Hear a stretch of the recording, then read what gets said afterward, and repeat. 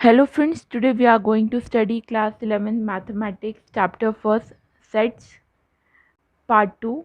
आज हम पढ़ने जा रहे हैं टाइप्स ऑफ सेट। सबसे पहले जो हम सेट ले रहे हैं वो है एम्प्टी सेट। जैसे आप अपनी स्क्रीन पे देख सकते हैं, empty set it has no element. Empty set वो सेट होता है जिसमें कोई भी एलिमेंट पाया नहीं जाता।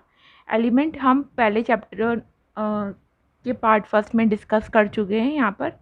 तो जैसे एक एग्जांपल ले लेते हैं, जिनको नहीं पता फिर भी एक सेट का हम एग्जांपल लेते हैं। ए एक सेट है जिसका दो एलिमेंट है, 1 और 2 है। जैसे ये रोस्टर फॉर्म में एक सेट दे रखा है तो 1 और 2 उसके एलिमेंट होंगे। तो यहाँ पे क्या कहा जा रहा है, एम्प्टी सेट वो सेट होता है जिसमें कोई भी एलिमेंट नहीं होता। तो रोस्टर फॉर्म में एक एम्प्टी सेट को हम इस तरह से भी लिख सकते हैं।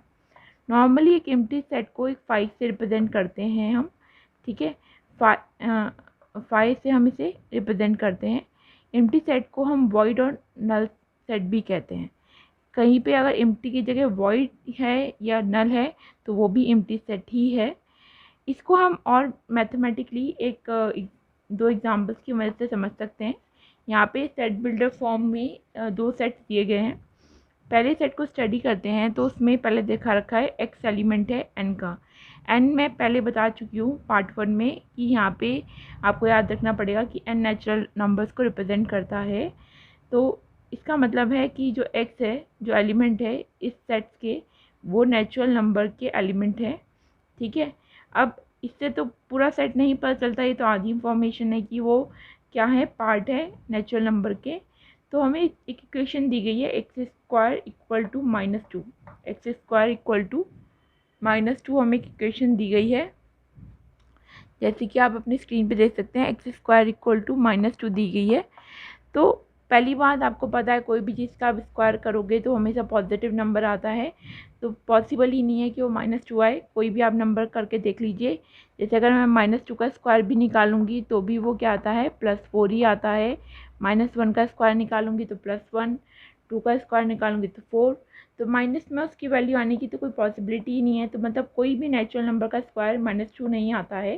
तो इसलिए क्या है, ये एक हमारा एम्प्टी सेट है। तो इसलिए इन्हें हम 5 के उसमें रिप्रेजेंट कर सकते हैं कि ये हमारा एक एम्प्टी सेट है, वॉइड सेट है या नल सेट है, कुछ भी आप कह सकते हैं जो आप प्रेफर करना चाहे। नेक्स्ट को एग्जाम्पल में दे रखा है कि एक्स एलिमेंट है नेचुरल नंबर का। अब वो नेचुरल नंबर, अभी सिर्फ हमें ये पता है कि एक नेचुरल नंबर है, अभी हमें पता करना है कि कौन सा एलिमेंट है। तो हमें एक इक्वेशन दी गई कि 7 से वो कम है, 8 से ज़्यादा है। एक्स जो है 7 से कम है, 8 से ज़्यादा है। पर ऐसा तो कोई नेचुरल नंबर होता नहीं है। हम एग्जांपल ले लें तो नेचुरल नंबर क्या है, 1 2 3 4 5 6 7 8, 5 6 7 8। तो 7 और 8 के बीच में तो कोई नेचुरल नंबर एग्जिस्ट ही नहीं करता है। तो इसका मतलब ये भी एक वॉइड सेट है, ठीक है। Now in next slide we study singleton sets consist of single element. ये ऐसे सेट होते हैं जो खाली सिंगल एलिमेंट कंटेन करते हैं, सिंगलेटन सेट। जैसे एग्जांपल में दिखा रखा है आपके स्क्रीन में, 5 और 6 इन दोनों सेट में खाली एक ही एलिमेंट है, इसलिए ये सिंगलेटन सेट्स होंगे। फाइनाइट सेट या तो वो वॉइड सेट हो या एम्प्टी सेट हो, या उसमें जो कार्डिनल नंबर है, सेट्स के एलिमेंट के जो नंबर हैं वो क्या है, फाइनाइट होंगे, तो वो फाइनाइट सेट कहलाएगा। जैसे एग्जांपल है, एक वॉइड सेट है तो ये भी फाइनाइट सेट है, इसमें 2 एलिमेंट है। कार्डिनल नंबर मतलब नंबर ऑफ एलिमेंट, ठीक है। इसमें 2 एलिमेंट है तो ये भी फाइनाइट सेट है। इसमें 3 एलिमेंट है तो ये भी फाइनाइट सेट है। ये नॉर्मली इनके नाम से ही पता चल जाएगा, फाइनाइट मतलब फाइनाइट इन नंबर और इनफाइनाइट मतलब इनफाइनाइट इन नंबर, ठीक है। यहाँ पे ज़्यादा डिटेल में पढ़ने की ज़रूरत नहीं है। जहाँ पे कार्डिनल नंबर जो सेट्स के इनफाइनाइट होंगे तो वो इनफाइनाइट सेट कहलाएगा। Next is equivalent set. Equivalent set वो सेट्स होते हैं जिस, पहली बात, 2 फाइनाइट सेट ही इक्विवेलेंट सेट हो सकते हैं। अगर एक फाइनाइट है और एक इनफाइनाइट है तो वो इक्विवेलेंट नहीं होगा, और 2 इनफाइनाइट सेट भी आपस में इक्विवेलेंट नहीं होते हैं। ये पॉइंट आपको याद रखना है। 2 इनफाइनाइट सेट भी आपस में इक्विवेलेंट नहीं होंगे, एक फाइनाइट एक इनफाइनाइट भी आपस में इक्विवेलेंट नहीं होगा। खाली 2 फाइनाइट सेट ही आपस में इक्विवेलेंट हो सकते हैं। उनके बीच इक्विवेलेंट होने की प्रोबेबिलिटी होती है। तो यहाँ पे हमने दो फाइनाइट सेट लिए हैं ए और बी। तो यहाँ पे कह रहे हैं कि दो फाइनाइट सेट इक्वल होंगे, मतलब इक्विवेलेंट होंगे, तब जब उसके जो नंबर ऑफ़ एलिमेंट है या कार्डिनल नंबर भी जिसे कहते हैं वो अगर इक्वल हो। तो जैसे कि एग्जांपल में दो सेट्स ले रखे हैं ए और बी, यहाँ 2 और 3, यहाँ नंबर ऑफ़ एलिमेंट कितने हैं 2 है। बी सेट में नंबर ऑफ़ एलिमेंट 4 और 6 कितने हैं 2 है। तो यहाँ कार्डिनल नंबर सेम है। तो ये जैसे हम रिप्रेजेंट ऐसे करते हैं इक्विवेलेंट सेट को, n A equal to n B. ठीक है, तो ये इक्विवेलेंट सेट है। आप ऐसे नहीं लिख सकते ए इक्वल टू बी, ऐसे लिखना गलत होगा क्योंकि ये इक्वल सेट को डिनोट करता है। इक्विवेलेंट सेट को आप इस तरह से लिखेंगे, number of A number of b, मतलब number of element of a number of element of b are equal and both are equivalent set। एक और एग्जांपल ले लेते हैं पूरे क्लैरिफिकेशन के लिए। जैसे कि हम एक और सेट ले लेते हैं a इक्वल टू 2 - 3 4 और b इक्वल टू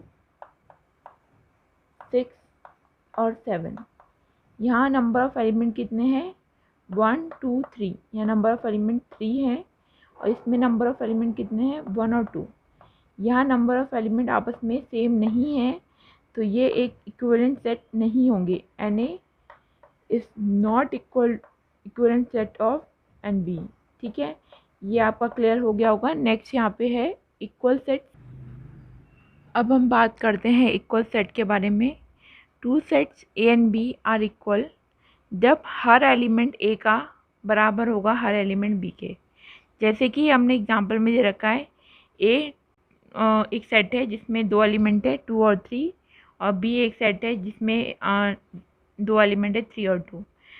देखो ए का हर एलिमेंट बी में है, हाँ, और बी का हर एलिमेंट ए में है, तो ए इक्वल टू बी है, मतलब ए इक्वल है बी के। सेट ए इक्वल सेट है बी के। साइड पे हम स्टडी करने वाले हैं कुछ एग्जांपल जो हमारे सेट्स के डेफिनेशंस पर ही बेस्ड हैं।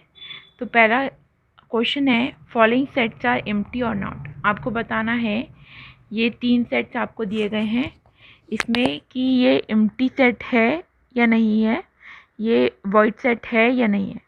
पहला क्वेश्चन है कि पहले सेट बिल्डर फॉर्म में दे रखा है, तो आपको इसे रोस्टर फॉर्म में डिकोड करना पड़ेगा जिससे कि आप इसे बेहतर समझ पाएँ। तो पहला सेट है x is an even prime number. x element है a का और वो क्या है इवन प्राइम नंबर है। तो आप सबको पता है खाली एक ही इवन प्राइम नंबर है, वो है 2। तो ये सेट खाली तो नहीं है, इसमें एक एलिमेंट है, तो ये एम्प्टी सेट नहीं है। This is not an empty set.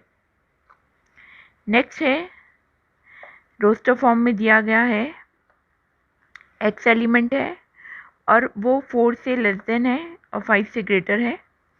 दे रखा है 4 से लेस देन है 5 से ग्रेटर है, मगर वो एलिमेंट है नेचुरल नंबर का।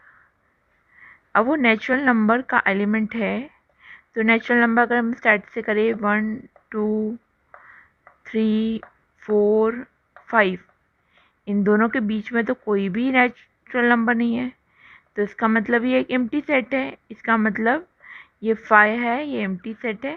ठीक है, अब लास्ट क्वेश्चन है एक्स स्क्वायर इक्वल टू 25। जो बार बार मुझे बताने की ज़रूरत नहीं है, एक्स एलिमेंट है, तो इक्वेशन दे रखी है एक्स स्क्वायर इक्वल टू 25। तो किसका स्क्वायर 25 होता है, एक तो 5 का स्क्वायर 25 होता है, मगर -5 का भी स्क्वायर 25 होता है। 5 का स्क्वायर 25 होता है, मगर -5 का भी स्क्वायर 25 होता है। तो अगर ये नेचुरल नंबर दे रखे होंगे तो ये गलत हो जाएगा, तो ये एम्प्टी सेट हो जाएगा। बट ये ऑड इंटीजर दे रखा है, ऑड इंटीजर, ये दोनों ही ऑड इंटीजर है, तो ये हमारा क्या आ गया सेट में 5 और -5, तो ये एम्प्टी सेट है नहीं। तो खाली हमारा जो बी वाला है वो एम्प्टी सेट है, बाकी दो हमारे एम्प्टी सेट नहीं है। अब नेक्स्ट क्वेश्चन है कि इनमें फाइंड करना है इक्वल सेट्स को। यहाँ पे कुछ सेट दिए गए हैं, कुछ रोस्टर फॉर्म में हैं, कुछ हमारे सेट बिल्डर फॉर्म में हैं। पहले सबको डिकोड करना पड़ेगा, फिर हम पहचान पाएंगे आसानी से कि वो इक्वल सेट है या नहीं है। इक्वल सेट वो होते हैं जिसका हर एलिमेंट दूसरे सेट में प्रेजेंट होता है, तभी वो इक्वल सेट कहलाते हैं। ठीक है, यहाँ पे इक्वल सेट पूछा है, इक्विवेलेंट नहीं पूछा। इक्विवेलेंट में तो हम नंबर ऑफ एलिमेंट गिनते हैं, और इक्वल सेट में हर एलिमेंट प्रेजेंट होना चाहिए दूसरे सेट में भी। ठीक है, अब यहाँ पर पहला तो हमें रोस्टर फॉर्म में ही दे रखा है, a = 5 है, ये हमारा 5 पहले से ही दे रखा है। ठीक है, b जो हमारा b है वो क्या है, x एक एलिमेंट है b का, x ग्रेटर है 20 से। 20 से ग्रेटर क्या होगा, एक ऐसी रफली लगा लेते 21, 22, 23, इसी तरह क्या होगा जो 20 से ग्रेटर है। मगर एक और कंडीशन दी गई है, वो लेस देन है 6 के। 6 के लेस देन क्या होगा, 1, 2, 3, 4, 5। क्या इनमें कोई मैचिंग है, कोई पॉसिबिलिटी है कि इनमें कोई कॉमन ग्राउंड मिल जाए? नहीं, ऐसा कोई भी एक एलिमेंट मैच नहीं होगा कि वो x से 20 से बड़ा हो और वो 6 से छोटा हो। तो इसका मतलब कि हमारा जो b सेट है वो क्या होगा, एम्प्टी सेट होगा। वो क्या होगा, एम्प्टी सेट होगा। वाओ, हमें पहला पेयर तो मिल ही चुका है, a और b इक्वल सेट्स के पेयर हैं, मगर आगे हमें बढ़ना पड़ेगा, और भी पेयर हो सकते हैं। ठीक है, c(x((6 = 0). अब x की कौन सी वैल्यू है जिस पर इस इक्वेशन में 0 आ जाए, पुट करके देखते हैं। अगर 3 - 6 करेंगे तो ये तो -3 आ जाएगा। ऑब्वियसली आप सबको पता होगा कि इसकी वैल्यू 6 ही होगी, क्योंकि 6 - 6 करने पर ही 0 आएगा। तो यहाँ पर x की वैल्यू क्या होगी हमारी, वो होगी हमारी 6। तो मतलब c में क्या है, 6। ये हमने रोस्टर फॉर्म में चेंज कर लिया है। अभी हमें आगे बढ़ना पड़ेगा। डी में दे रखा है कि x² की वैल्यू 36 है। 36 x², x की कौन सी वैल्यू पुट करें जो 36 आए। तो ज़्यादातर सबको पता होगा कि 6 का स्क्वायर 36 होता है। तो एक तो 6 हो गया, ठीक है, पर -6 का भी स्क्वायर 36 ही होता है। तो एक और एलिमेंट आ जाएगा 6 और -6। ठीक है, ये रोस्टर फॉर्म में चेंज कर दिया है। और ई रोस्टर फॉर्म में हमें यही दिया गया है 6 - 6, पहले से रोस्टर फॉर्म में दे रखी है। तो डी और ई भी इक्वल सेट का पेयर है। ठीक है, और एफ की वैल्यू क्या है, इसमें दे रखा है x² 36। √36 क्या होगा, 6। ठीक है, अब यहाँ पे हमें इक्वल पेयर मिल चुके हैं। पहली बात, पहला इक्वल पेयर है a = b, दूसरा इक्वल पेयर है आपका c = f, और तीसरा इक्वल पेयर है आपका d = e। आप इसी तरह से और क्वेश्चंस भी अपने बुक से सॉल्व कर सकते हैं। ये एक बेसिक एग्जांपल्स मैंने आपको दे दिए कि इक्वल सेट्स किस तरह से आप कैलकुलेट कर सकते हैं। आज के लिए इतना ही। Thank you very much for watching my video. इसके आगे मिलेंगे इसके अगले पार्ट में। आपको अगर कोई क्वेरी है और आप कुछ और जानना चाहते हैं तो आप कमेंट सेक्शन में कमेंट कर सकते हैं। Thank you very much. Please like and subscribe my channel.